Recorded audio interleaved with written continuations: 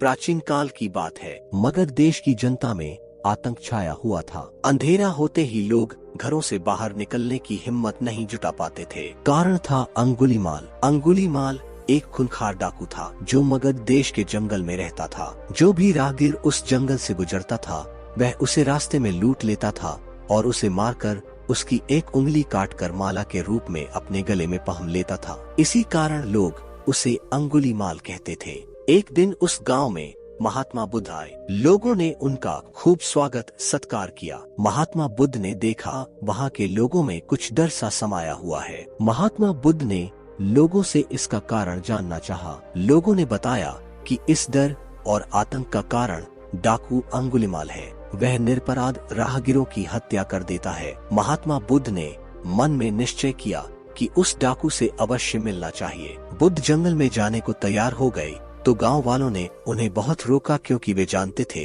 कि अंगुलीमाल के सामने से बच पाना मुश्किल ही नहीं असंभव भी है। लेकिन बुद्ध अत्यंत शांत भाव से जंगल में चले जा रहे थे। तभी पीछे से एक कर्कश आवाज कानों में पड़ी, ठहर जा। कहाँ जा रहा है? बुद्ध ऐसे चलते रहे मानो कुछ सुना ही नहीं। पीछे से और जोर से आवाज आई, मैं कहता हूँ ठहर जा।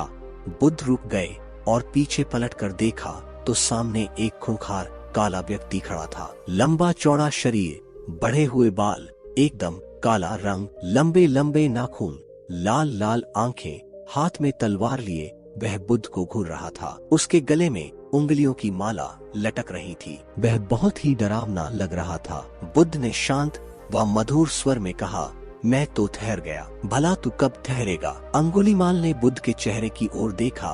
उनके चेहरे पर बिल्कुल भय नहीं था, जबकि जिन लोगों को वह रोकता था वे भय से थर थर कांपने लगते थे। अंगुलीमाल बोला है, सन्यासी, क्या तुम्हें डर नहीं लग रहा है? देखो मैंने कितने लोगों को मारकर उनकी उंगलियों की माला पहन रखी है। बुद्ध बोले, तुझसे क्या डरना? डरना है तो उससे डरो जो सचमुच ताकतवर है। अंगुलीमाल जोर से हंसा है, साधु तुम समझते हो कि मैं ताकतवर नहीं हूँ। मैं तो एक बार में 10-10 लोगों के सिर काट सकता हूँ। बुद्ध बोले, यदि तुम सचमुच ताकतवर हो तो जाओ उस पेड़ के 10 पत्ते तोड़ लाओ। अंगुलीमाल ने तुरंत 10 पत्ते तोड़े और बोला, इसमें क्या है? कहो तो मैं पेड़ ही उखाड़ लाऊं। महात्मा बुद्ध ने कहा, नहीं, पेड़ उखाड़ने की जरूरत नहीं है। यदि तुम वास्तव में ताकतवर हो तो जाओ इन पत्तियों को पेड़ में जोड़ दो। अंगुलीमाल क्रोधित हो गया और बोला, भला कहीं टूटे हुए पत्ते भी जुड़ सकते हैं? महात्मा बुद्ध ने कहा,